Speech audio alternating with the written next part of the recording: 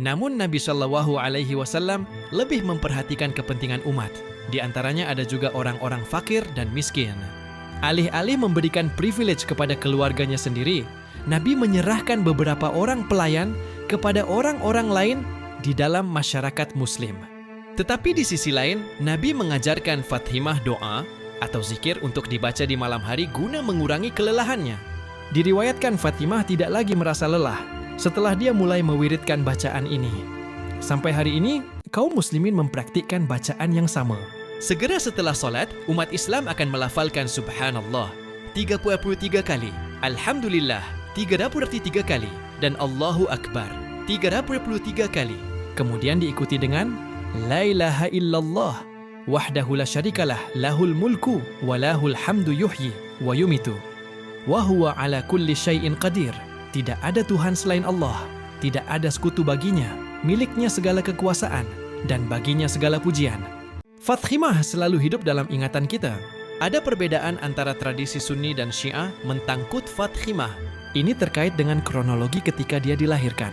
Jika kita mengikuti lintasan Sunni, maka Fatimah berusia sekitar 20 tahun ketika dia menikah.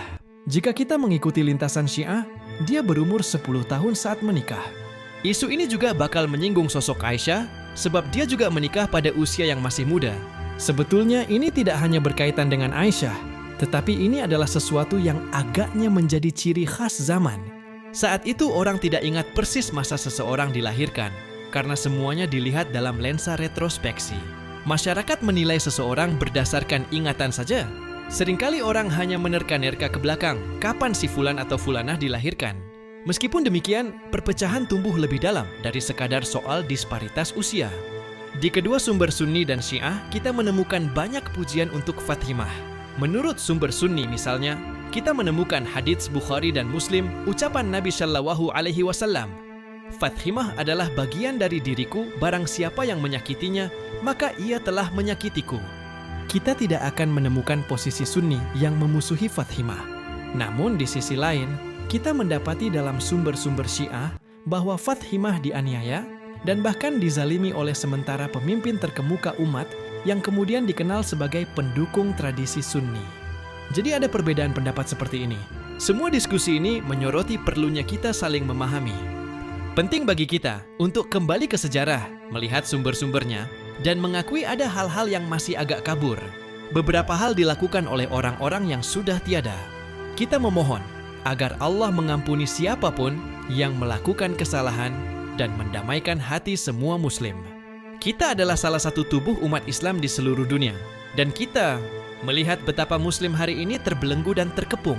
Jalan ke depan adalah kebutuhan persatuan bagi umat Islam, tidak lagi berperang sesama muslim, dan untuk membela daerah perbatasan negara-negara muslim dari serangan pihak luar. Agar itu bisa menjadi nyata, kita harus kembali ke sumber kita. Pahami akar perpecahan, lihat di mana perpecahan terjadi, dan cobalah untuk memperbaiki keretakan atau kerusakan itu sebaik mungkin. Sosok Fatimah sangat penting bagi Sunni dan Syiah, dan dia adalah salah satu faktor penyatuan antara kedua aliran ini. Dia adalah ibu dari Hasan dan Husain, dua cucu Nabi Shallallahu Alaihi Wasallam yang paling menonjol. Nabi Shallallahu Alaihi Wasallam sebetulnya memiliki cucu-cucu lain juga, tetapi Hasan dan Husainlah yang sangat menonjol, dihormati dan dicintai.